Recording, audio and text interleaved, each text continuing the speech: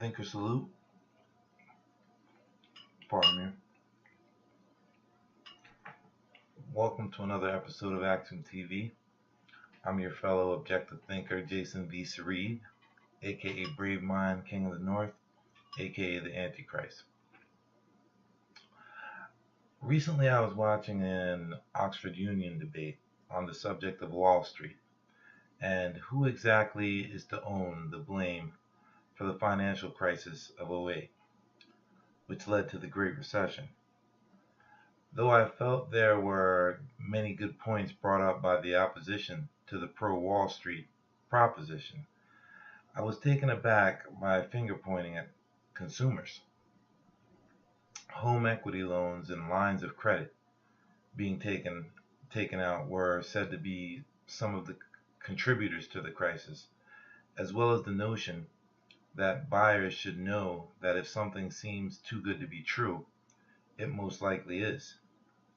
Now, I'm not saying that consumers don't share, at least in part,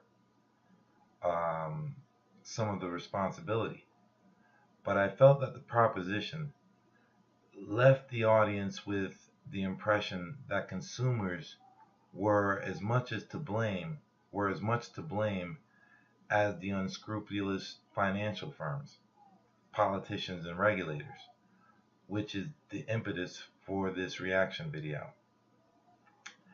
As if the need for proposing a fiduciary rule after the financial crisis, or subsequent to the financial crisis, for which President Trump asked for a review of as soon after taking office, the rolling back of many key consumer protections of the Dodd-Frank rule, which fell well short of the protections of the Glass-Steagall Act, and the unfounded assumption that consumers in general are rational actors, which clearly many are merely functionally rational at best within a capitalistic society, wasn't enough to indicate who the blame clearly falls on.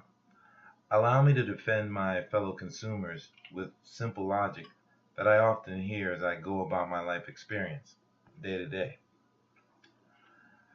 If you'll forgive the expression, but poop flows downhill. Consumers are at the mercy of national leaders, which is influenced by Wall Street. This is no secret, which is why you've heard many make calls for campaign reform, reforming how we finance campaigns. And this naturally hampers regulators. When a sports team continuously does not play well, the blame falls on the coach or the players, not the paying fans of the team.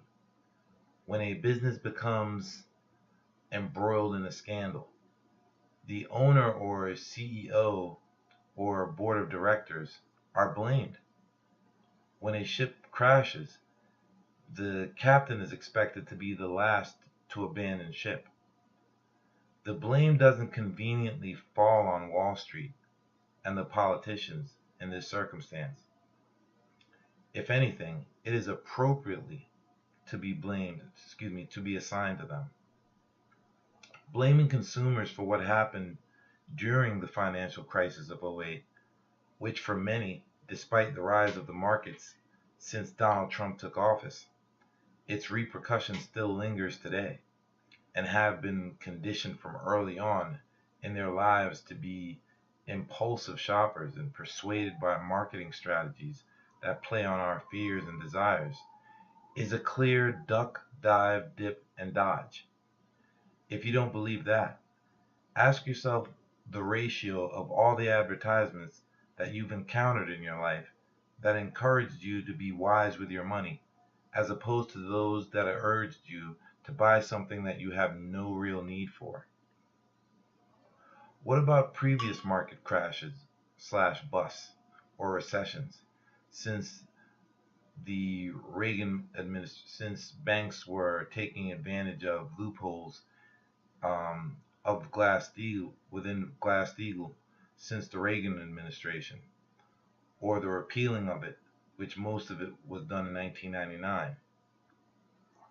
Have consumers shared equally in the blame of those as well? Wall Street and the powers that be have an established pattern of misbehaving in regards to adversely affecting the economy and workers. In conclusion,